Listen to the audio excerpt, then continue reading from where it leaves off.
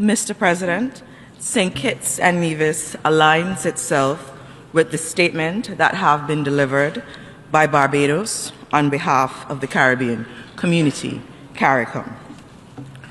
We extend a very warm welcome to the Minister of Foreign Affairs of the Republic of Cuba, His Excellency Bruno Rodriguez Perea.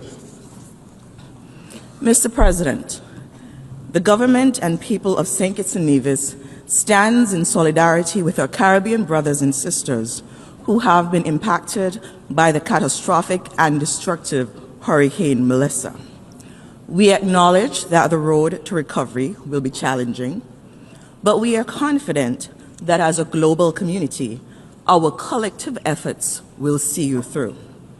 Mr. President, we are gathered here today to reiterate the urgent need to end the unilateral economic, commercial, and financial embargo imposed against Cuba, as we also call for a removal of Cuba from the list of states sponsoring terrorism. Mr. President, it has been more than 6 decades that the embargo has caused significant hardship to the government and people of Cuba, particularly the elderly, children, and most vulnerable populations. Recent data has signaled that during the period March 1st, 2024 to February 28, 2025, the material damage and losses caused by the embargo have increased by an alarming 49%. Mr. President, Cuba is not only our fellow Caribbean neighbor by geography, but Cuba has remained a strategic and reliable partner and friend to the Caribbean community, assisting us in bolstering our efforts, especially in providing tertiary education for our people and buttressing the provision of specialized medical care for the most vulnerable of our societies. And for this, we are immensely appreciative. We therefore stand in solidarity with the government and people of Cuba as an expression of our commitment to the deep bonds of friendship and shared values that continue to unite us. Mr. President, St. Kitts and Nevis thanks the Secretary General for his usual comprehensive report on this item and applauds the United Nations for its consistent efforts for more than 3 decades in bringing this annual resolution to the General Assembly. The resolution continues to provide an opportunity for the world to be reminded of the plight of the Cuban people. In closing, Mr. President, St. Kitts and Nevis renews its advocacy for the end of the imposition of the embargo against Cuba. Mr. President, Algeria aligns itself with the statements delivered on behalf of the African Group, the OIC, NAM, and the G77. We wish to add the following remarks on our national capacity. At the outset, Algeria is honored to welcome His Excellency Mr. Bruno Rodriguez Perea, Minister of Foreign Affairs of the Republic of Cuba.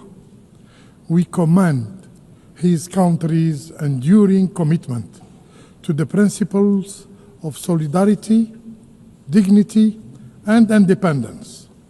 We also express our appreciation to the Secretary General for his comprehensive reports on this important matter, containing in document A/80/83. Mr. President, guided by the principles and purposes of the UN Charter, Algeria reiterates its unwavering support for the immediate and unconditional lifting of the unjust economic, commercial, and financial embargo imposed on Cuba for more than 6 decades. This policy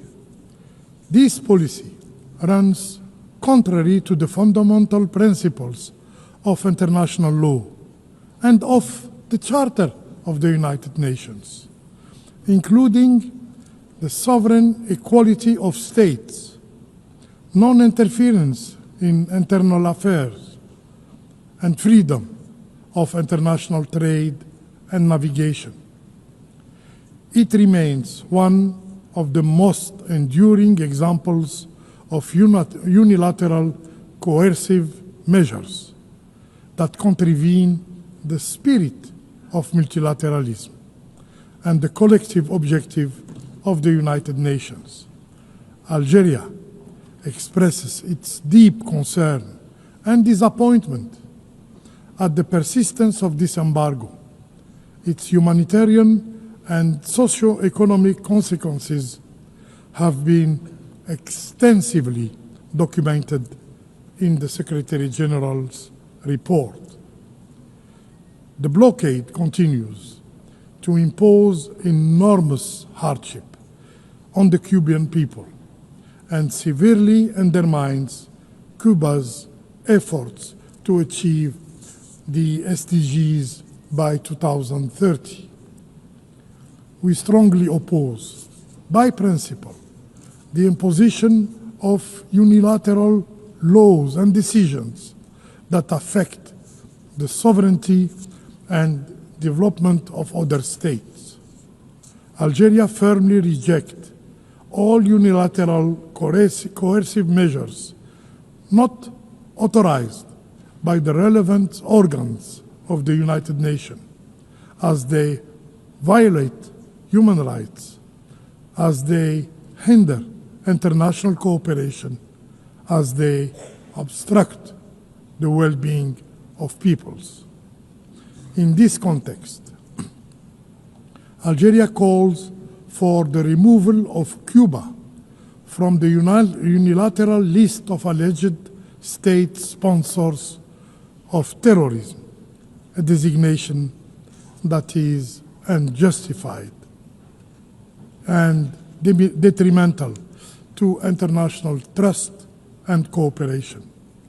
Finally, President, we reaffirm our steadfast support and fraternity and solidarity with Cuba.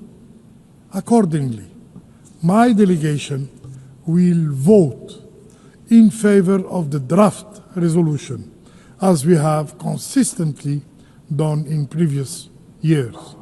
I thank you.